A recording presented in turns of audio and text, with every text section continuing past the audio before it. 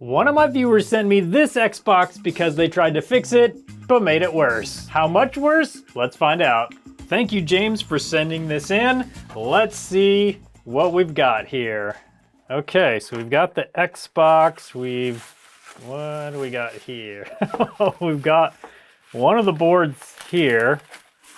Okay, well, we'll get that out. We'll take a look at that in a second here. I mean, at least it has the board, I guess. Okay, and then the rest of it there. We've got the bottom foot.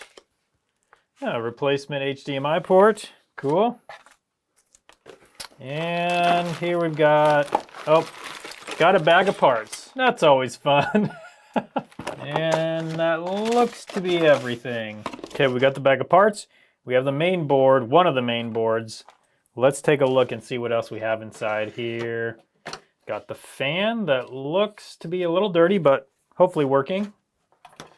Ooh, all of these pieces are just kind of sitting in here. Disk drive.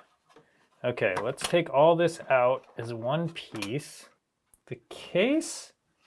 We got a broken plastic piece, but other than that, the case doesn't look too bad. The ribbon cables are good. Okay, so I think we got a good shell and ribbon cables here. That's good.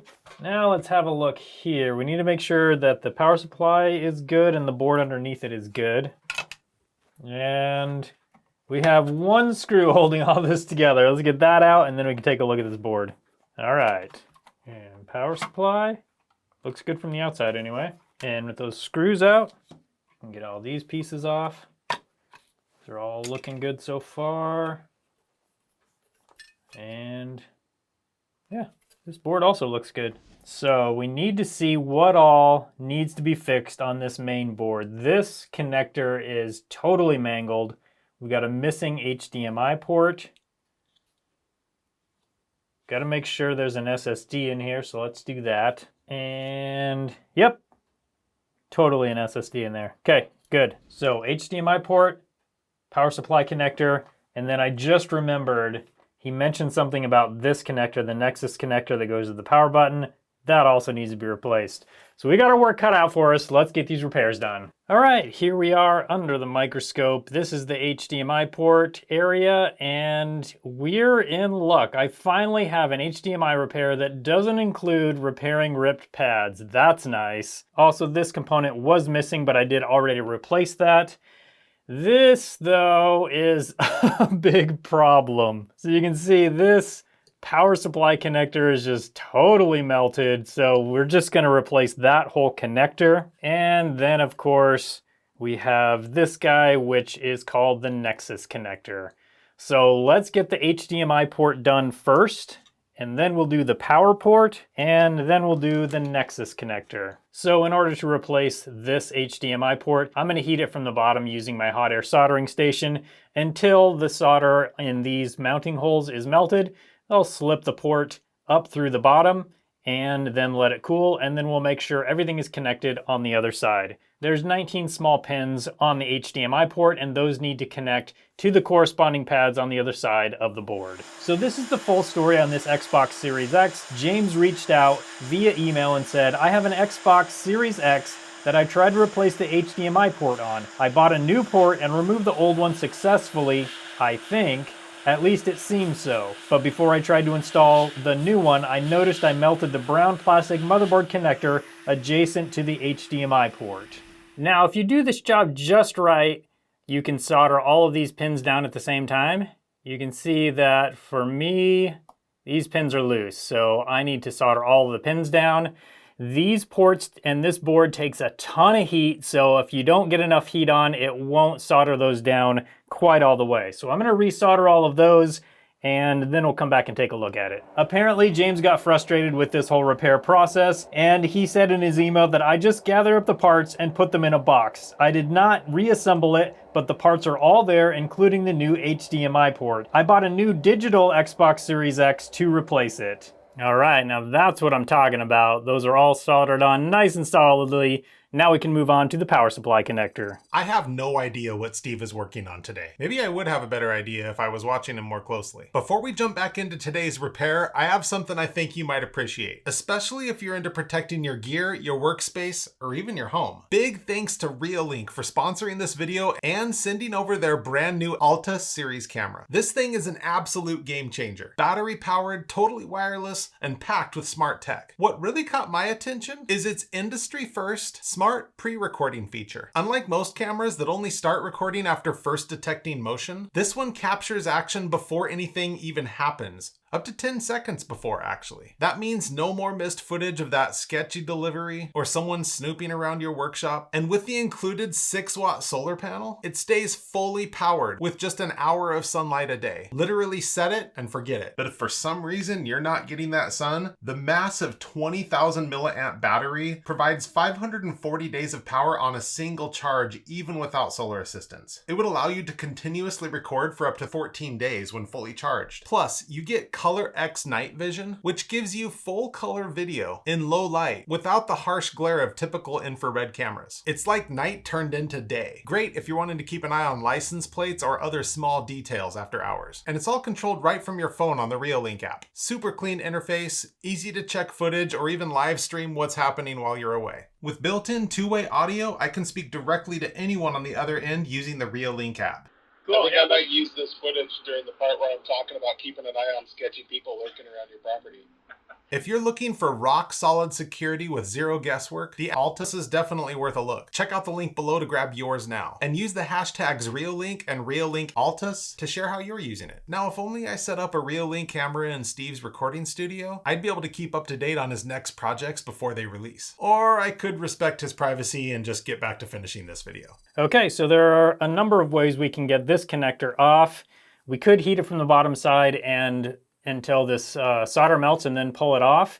We could also use some solder wick and remove the solder from each of these pins. I think what I'm gonna do is first cut away a bunch of this plastic and then remove each of these pins separately with a soldering iron. This might not be the best way to do this, but it's a way, and probably at least an okay way. That's how I'm gonna do it. And the reason I'm doing this is just because it probably would be easier to heat the board from the bottom side and remove it all like that.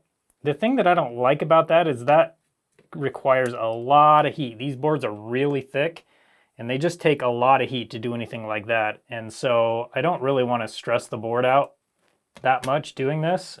So that's why I'm going to do it this way. And just a pair of these side cutters works really well for this. And this is the downside of doing it this way. I've got to be much more careful. I just ripped this pad off, which that is fixable and it's not going to be a big deal, but it could have been a big deal pretty easily, or I guess a bigger deal. So I need to get this pin off of here. So I'm going to heat it up and just pull it off. There we go. And I think what I'm going to do now is, since this plastic is now cut down, I should be able to more easily pull up on these little feet right here that attach to the board. So I'm just going to pull up on each one of those and pull this whole connector off, you know, hopefully. Now, the other cool thing about this is James actually just donated this Xbox to me. And I think if I can fix it and get it working after I wipe the data, I'm going to give it to someone else. Okay, and that doesn't look as good as I wish it did. I could have done a much better job there. Several of these pads were torn up. This one, and this one. Ultimately, it's not really gonna matter. It's gonna be fine, but that's still not a great job on taking that off, especially since, you know, I'm showing you guys how to do it on video. So I should have been more careful about removing that and not pulling so hard before the solder was melted, but it is what it is. It's gonna be fine. We'll be able to get the new one on there just fine, and it's gonna work just fine. Okay, we've got flux on the pads, and we're going to install this replacement connector. This connector isn't in the best shape, but it's gonna work fine. I'm gonna line up the pins onto the pads, just about like that.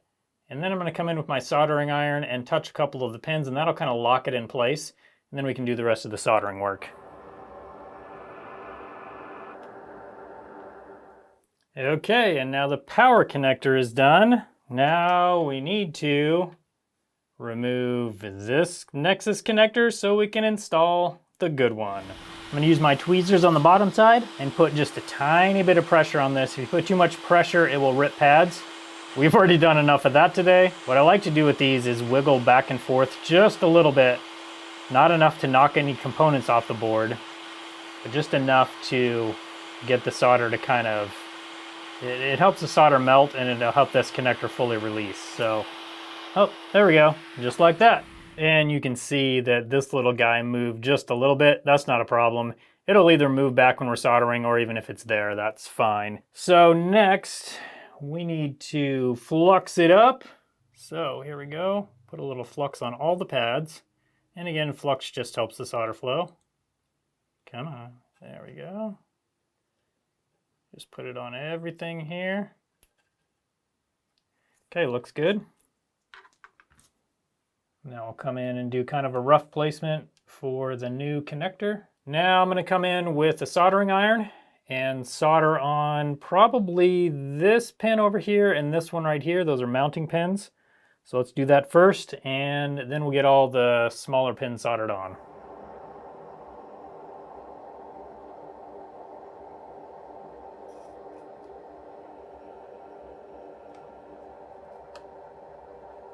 All right. And now these pins are all soldered on nice and solid. This whole connector isn't going anywhere. And we're ready to put this console back together. Okay, and here we go.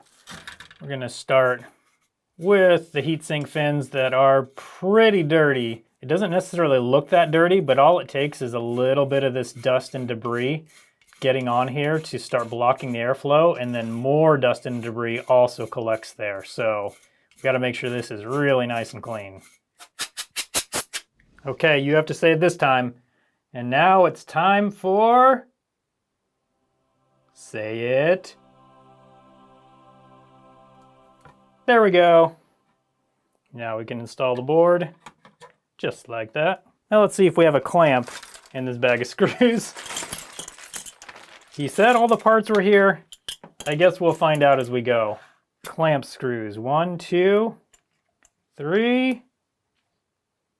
Come on. Oh, yeah. 4. There we go. Okay, good so far. I'm not 100% sure this cable is good, but I'm going to install it anyway and we'll find out. I can put a replacement in if needed. And with that on, we can put this middle aluminum piece on, just like that. And then this top board. And now the power supply can go on next. Make sure it clips in to the connector. All right, feels good. Now this metal plate.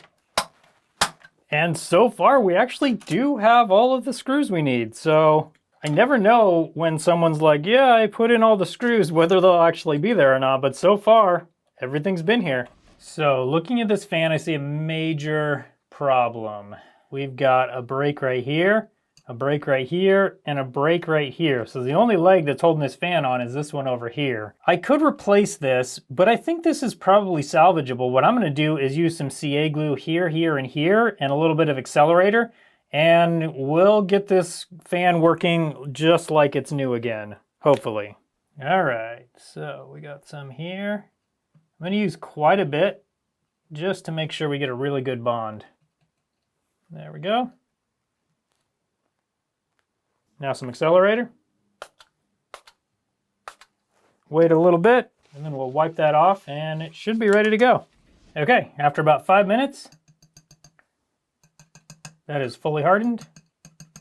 We're ready to continue with the assembly. And now I've got our case all cleaned out. Now we need to slide this guy in. Now we can put the fan in. Now this is the part that's important. We need to make sure this cable plugs into our new connector. It plugs in perfectly. And then this connector needs to go right in here. And we'll snap this locking tab down. There we go. All right, this is looking pretty good. Disk drive next. Now the foot goes on, the back cover, and we should have 2 screws left, and we do. The seller of this console was totally right. He did include all the parts. That's always handy. It looks like this part is melted. I have no idea why that would be melted. That's a little strange, honestly. Oh, never mind. When he was taking the labels off. He took the labels off and the plastic got a little too hot. All right, let's plug this thing in and see if it works. Now I know you're gonna stop watching as soon as you see if this works, so I wanna tell you the rest of the story to this. A few weeks ago, the FedEx guy recognized me as someone who makes videos on YouTube, and then he said his Xbox was broken. So what I think is if this works, I'm just gonna give this Xbox to the FedEx guy. But first we gotta make sure it works, and then we have to reset it for James. Okay. Doesn't have the startup sound. You can turn that off though. Oh, here we go. We're already working. So next I'm gonna get this console reset, and then we gotta find the FedEx guy. Reset and remove everything. And Xbox is all reset. Now let's go find the FedEx guy. How's it going? Good, how are you? Hey, there's another delivery driver that delivered like, I don't know, a month ago. Do you know who that is? Yeah. So I have something for him. Could you take something to him? Yeah. Okay, I'm actually cool. gonna see him today. So a while back, he told me his Xbox broke, and What the- I fixed them, and so I was like, Is that his? yeah, I'm gonna give it to him. He just He's gonna be happened. happy because we need him for Call of Duty. Oh He's yeah. my guy for Call of Duty. Oh sweet, Yeah, awesome. Sounds good. Cool. Thank you so much. So I didn't get the actual delivery guy, but I got his coworker, which is good enough. So FedEx guy, I hope you like your Xbox. If you like this video, you'll probably like the video where I tried to fix a game console that a 12-year-old tried to fix first. I'll put a link for that video up on your screen now. Thanks so much for watching today, and I hope you have a good one.